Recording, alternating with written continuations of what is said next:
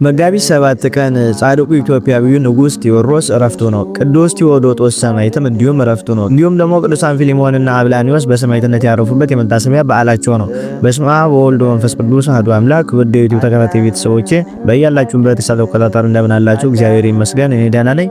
ወደ ቅዱሳኑ ታሪክ እንለፍ። እናንተም በኮሜንት የቅዱሳኑ በረከት ይደርብን እያላችሁ ቪዲዮ ላይክ በማድረግ እስከ መጨረሻው ድረስ ተከታተሉት። ወደ ቅዱስ ቴዎዶጦስ ታሪክ እንለፍ። በ3ኛው መቶ ክፍለ ዘመን የነበረ ቅዱስ ነው። ጊዜውም ለክርስቲያኖች ሁሉ ፍጹም የመከራ ጊዜ ከመሆኑ የተነሳ ዘመነ ሰማዕታት ሲባል በወቅቱ ከ47 ሚሊዮን በላይ ክርስቲያኖች ተጨፍጭፈዋል።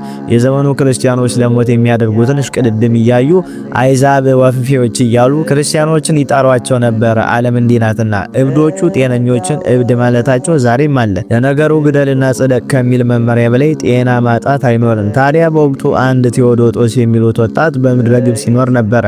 ወጣቱ እጅግ ብርቱ ክርስቲያን ነበርና እንደ ዘመኑ ልማድ ተከሶ በነፍሰ ገዳዮች ፊት ቀረበ። ክሱ አንድ ብቻ ነው፣ ክርስቶስን አምልካል የሚል። ከስጋ ሞት ለማምለጥ ደግሞ መንገዱ ያው አንድ ብቻ ነው፣ ፈጣሪው ክርስቶስን ክዶ ለአሕዛብ አማልክት ለአጋንንት መገዛት። ቅዱስ ቴዎዶጦስ በገዳዮቹ ፊት ቆሞ ተናገረ። እኔ ክርስቲያን ክርስቶሳዊ የክርስቶስ ነኝ፣ ምንም ብታደርጉኝ ከክርስቶስ ፍቅር ልትለዩኝ አትችሉም አላቸው። እነርሱ ግን ነገሩ እውነት አልመሰላቸውምና ሊያሰቃዩኝ ጀመሩ። ገረፉት፣ አቃጠሉት፣ ደበደቡት፣ ሌላም ማሰቃያዎችን በእሱ ላይ ተጠቀሙ። የሚገርመው ግን እሱ ሁሉ ሲታገስ ገዳዮቹ ግን ደከሙ። በመጨረሻም ወደ ገዢው ዘንድ አቅርበው ብዙ አሰቃይተነዋል፣ ግን ሊሳካልን አልቻለም በሚል ሰይፍ ወይም ሞት ተፈረደበት። በአደባባይ ሊሰይፉት ሲወስዱት ግን ትንሽ አዘኑለት መሰል ጨርቅ አንጥተው ፊትን ሸፍናብት። ያኔ ትንሽም ቢሆን ሰባቢነት ሳይኖራቸው አይቀርም። ቅዱስ ቴዎዶጦስ ግን ገዳዮቹን በመገረም እየተመለከታቸው ተናገረ። እኛ ክርስቲያኖች ሞትን አንፈራም። ሞት ለኛ ወደ ክርስቶስ መሸጋገሪያ ድልድያችን ነውና የምንፈራው ሳይሆን የምንናፍቀው ነው። ይህንንም በማለት ወደ ሰማይ ቀና ብሎ ጌታውን አመሰገነ። ፊቱ ላይ ደስታ እየተነበበ ጨካኞቹ አንገቱን ሰየፉት፣ በብርሃን አክሊልም ቅዱሳን መላእክት ከለቡት። መሰረታዊ ነገር ቅዱስ ቴዎዶጦስ ለምን አልፈራም ነው። አጭር መልስ ካስፈለገን ቅዱሱ ያልፈራው ከልቡ ክርስቶሳዊ ክርስቲያን በመሆኑ ነው።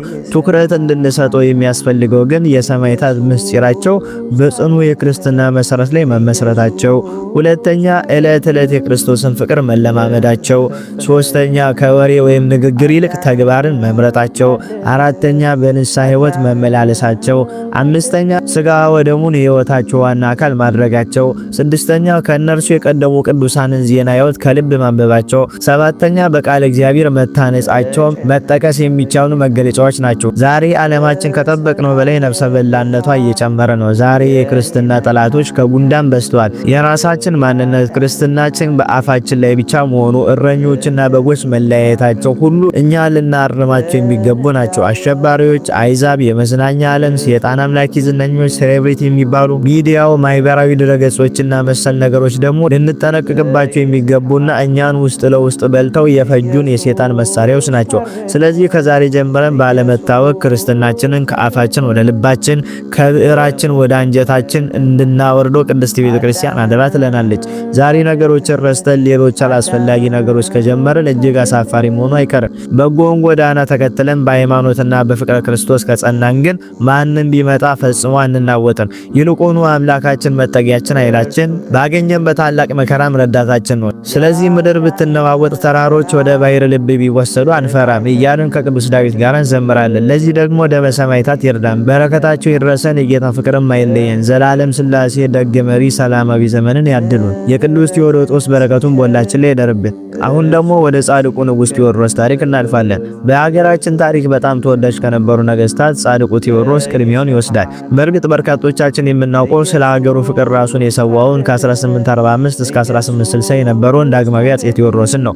በበጎ ስራውና በቅድስና ሕይወቱ የተመሰከረለት ግን ዛሬ የምናስበው ቀዳማዊው ነው። ቀዳማዊው አፄ ቴዎድሮስ የደጉ አፄ ዳዊት ግማደ መስቀሉን ያመጡት ታላቅ ንጉስ ሲሆኑ እናታቸው ደግሞ የተባረከች ጽዮን ሞገሳ ትባላለች። እኚህ ታላቁ ቴዎድሮስ የአፄ ዘርዓ ያዕቆብ ታላቅ ወንድም ናቸው። በኢትዮጵያ ለ3 ዓመታት ከ1396 እስከ 1399 ብቻ ነግሶ እያለ እንደ ንጉስ ሳይሆን ከጧት እስከ ማታ ድሃ እንዳይበደል ፍርድ እንዳይጓደል ይታተር ነበረ።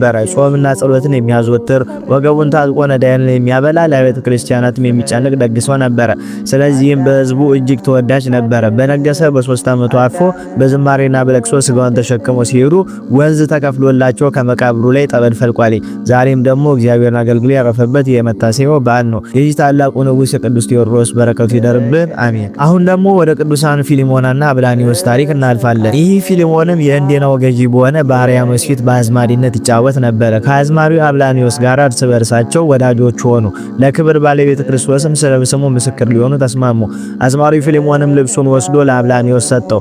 እርሱም የአብላኒዮስን ልብስ ለብሶ ወደ መኮንኑ ወደ አርያኖስ ገብቶ በፊቱ ቆሞ በክብር ባለቤት በክርስቶስ ታመነ። መኮንኑም ተመልክቶ አዝማሪው አብላኒዮስ እንደሆነ አሰበ። በፍላጻም እንዲነድፉት አዘዘ። ያን ጊዜም አዝማሪው ፊሊሞን መሆኑን አውቆ እጅግ ተቆጣ። ደግሞም አብላኒዮስን እንዲነድፉት አዘዘ። ሁለቱንም ነደፏቸው። አንዲት ፍላጻ ወደ መኮንኑ ተመልሳ ዓይኑን ወጣች፣ እጅግም አሰቃየችው። የከበሩ ፊሊሞንና አብላኒዮስ ግን ገድላቸውን ፈጽመው የሕይወት አክሊልን ተቀብለው በዛሬው ዕለት መጋቢት 7 ቀን አረፉ። የእነዚህ ቅዱሳን በረከታቸው ይደርብን። ቤቱን ሰብስክራይብ በማድረግ ደግፉት። ይቆየን።